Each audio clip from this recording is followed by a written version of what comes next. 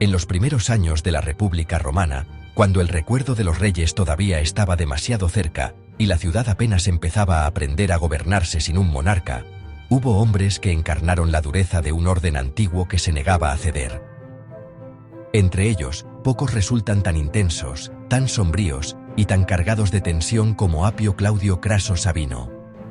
No fue un conquistador legendario, ni un fundador venerado por todos. Fue el rostro de una aristocracia orgullosa, convencida de que Roma solo podía sostenerse si seguía obedeciendo a los mejores, aunque para ello hubiera que aplastar a quienes empezaban a exigir voz propia. Apio Claudio fue el tipo de hombre que aparece una y otra vez cuando una sociedad cambia, el hombre fuerte, inflexible, incapaz de entender que el mundo que le dio autoridad ya no es exactamente el mismo. Su vida se mueve entre la tradición familiar, el conflicto social, el mando militar y una caída final envuelta en hostilidad pública. Para entender por qué Apio Claudio llegó a convertirse en una de las figuras más temidas y odiadas de su tiempo, hay que empezar antes de él, en el momento en que su familia cruzó desde el mundo sabino a la joven República Romana. Porque la historia de Apio no empieza con un consulado ni con un juicio. Empieza con la llegada de un linaje que trajo consigo orgullo, clientelas, prestigio y una forma de mirar a la plebe que acabaría encendiendo la ciudad. Según la tradición antigua, el origen romano de los Claudios se remonta a un episodio que los propios romanos conservaron como símbolo del peso político de aquella familia. El padre de Apio, conocido en Sabino como Atio o Ata Clausus, habría abandonado su lugar de origen en medio de disputas internas y marchado a Roma acompañado por un grupo importante de seguidores, clientes y dinero. Allí fue recibido por la comunidad romana, integrado entre los patricios y transformado, ya en el marco latino de la ciudad, en Apio Claudio. Esa tradición, transmitida por autores posteriores, refleja una memoria muy clara. Los Claudios no eran una familia cualquiera, sino un linaje que Roma recordaba como fuerte, cohesionado y capaz de entrar en la ciudad casi como un bloque político. Ese origen explica mucho del carácter que la tradición atribuye a la gens Claudia desde muy pronto. No se presenta a esta familia como conciliadora, ni como especialmente cercana al pueblo, sino como orgullosa, severa, consciente de su rango y dispuesta a defenderlo con dureza. En una república todavía frágil, donde patricios y plebeyos discutían no solo sobre leyes, sino sobre quién tenía derecho a influir de verdad en la vida pública, una casa como la de los Claudios estaba destinada a desempeñar un papel central. Apio Claudio Craso Sabino heredó una manera de ejercer la autoridad. Para él, la nobleza no era una responsabilidad que exigiera prudencia, sino una superioridad que esperaba obediencia. Y cuando la plebe empezó a reclamar más espacio, más protección y más capacidad de decidir por sí misma, Apio no vio ahí una evolución inevitable del sistema, sino una amenaza intolerable. La tensión que ya venía creciendo en Roma encontró en él a uno de sus representantes más duros. Y muy pronto esa tensión iba a estallar en el foro, ante la mirada de toda la ciudad.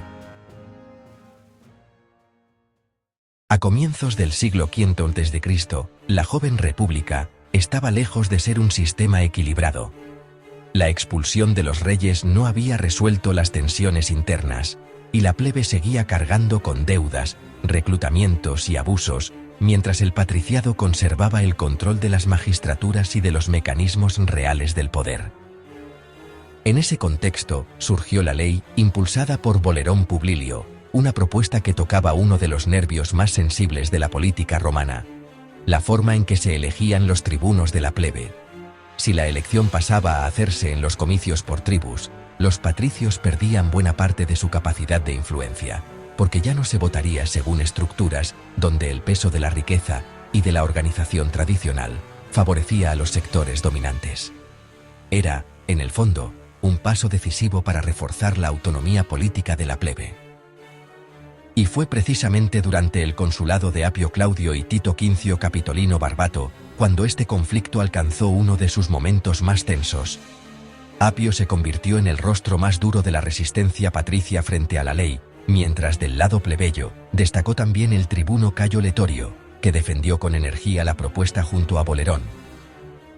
El foro, como tantas veces en la Roma arcaica, dejó de ser solo un espacio político para transformarse en un escenario de desafío abierto. Durante la votación, según la tradición antigua, Apio Claudio y Letorio protagonizaron un enfrentamiento durísimo, hasta el punto de que cada uno ordenó detener al otro. Era una escena cargada de simbolismo, un cónsul patricio y un tribuno de la plebe disputándose públicamente la autoridad ante una multitud enardecida. Apio empujaba el conflicto hacia el borde. Incluso el Senado, que no era precisamente una asamblea de amigos de la plebe, consideró necesario pedirle que rebajara el tono. La respuesta atribuida a Apio encaja perfectamente con la imagen que las fuentes transmiten de él. Para un hombre como aquel, moderarse ante la plebe era casi humillarse. A su juicio, aprobar la ley no significaba un simple ajuste institucional, sino conceder a la plebe más poder del que ya había arrancado con la secesión. Aún así, aceptó finalmente que el proceso siguiera adelante, y la ley fue aprobada. Aquella aprobación tuvo un valor que iba mucho más allá de una victoria puntual. Confirmaba que la plebe podía ampliar su espacio político dentro de la República y que incluso la oposición más feroz del patriciado tenía límites.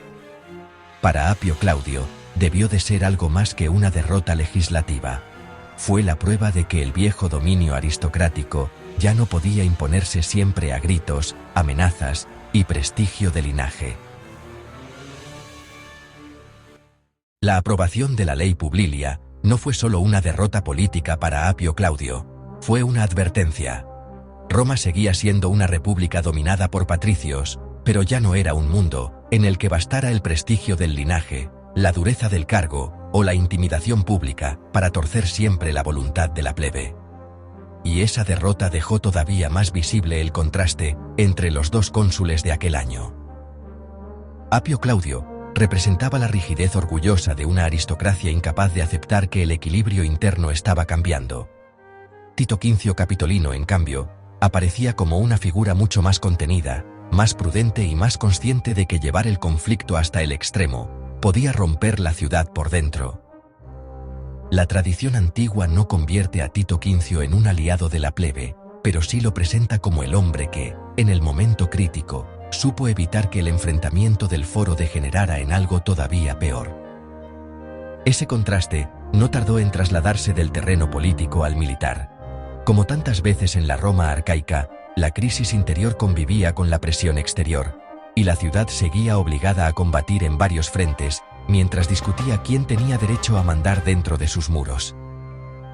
Los dos cónsules salieron a campaña contra enemigos tradicionales de Roma, equos y volscos, en una distribución propia del ejercicio consular. Pero lo verdaderamente importante no fue solo contra quién marchó cada uno, sino cómo ese mando reveló la diferencia entre ambos.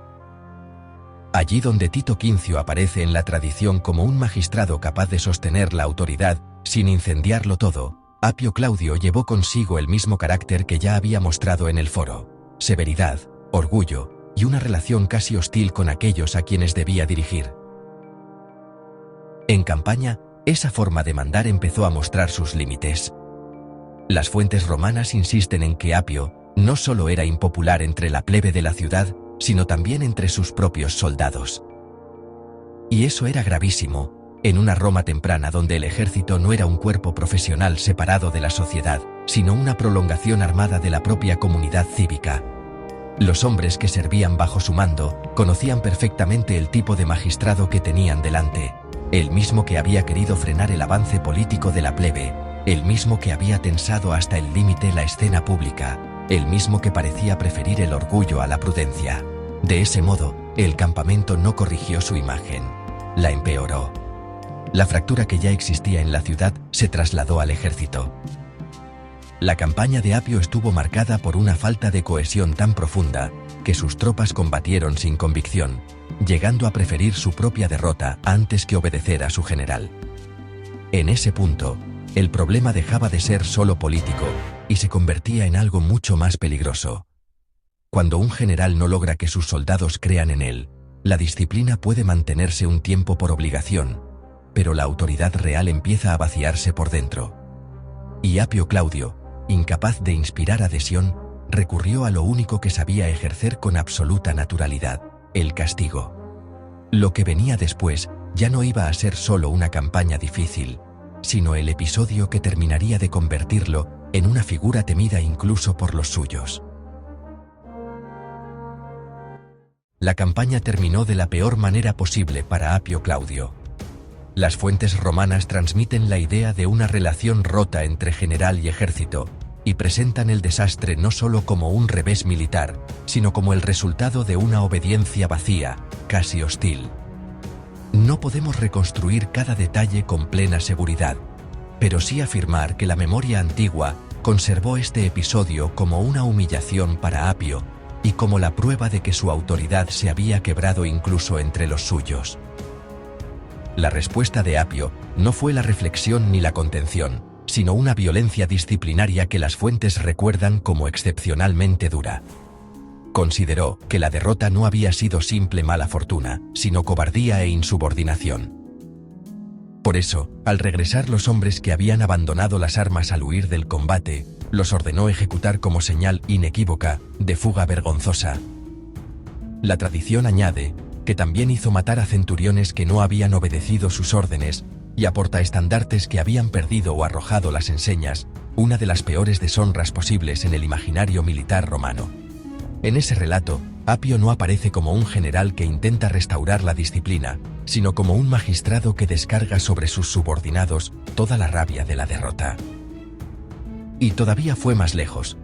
Las fuentes antiguas lo vinculan también con la decimatio, el castigo colectivo más temido de la tradición militar romana, por el que 1 de cada 10 hombres era elegido por sorteo para ser ejecutado ante sus compañeros. El hecho de que la memoria romana asociara a Apio Claudio con una pena tan extrema dice mucho sobre cómo fue recordado, no como un comandante severo dentro de lo normal, sino como el ejemplo de una autoridad llevada al exceso, incapaz de distinguir entre disciplina y terror. Apio Claudio reaccionó como si el miedo pudiera reparar una autoridad ya destruida. En vez de reconocer que había perdido a sus hombres mucho antes del campo de batalla, prefirió castigar el síntoma y no la causa.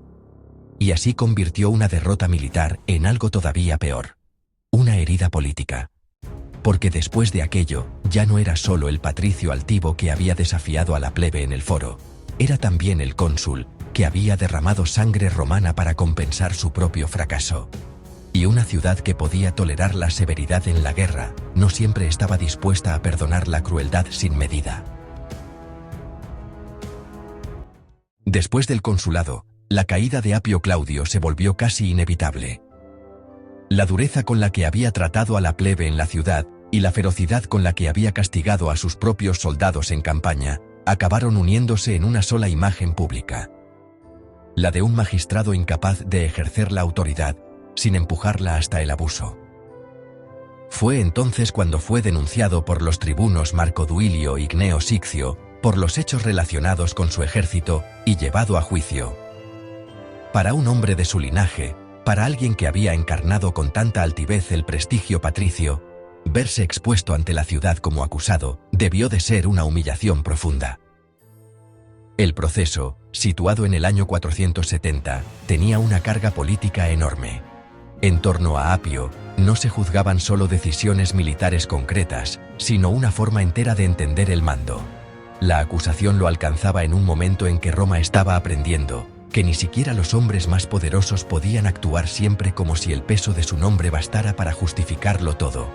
La figura de Apio, que durante años había querido imponerse por el orgullo, la intimidación y la inflexibilidad, quedaba ahora atrapada en el terreno más peligroso de todos, el de la opinión pública y la memoria colectiva.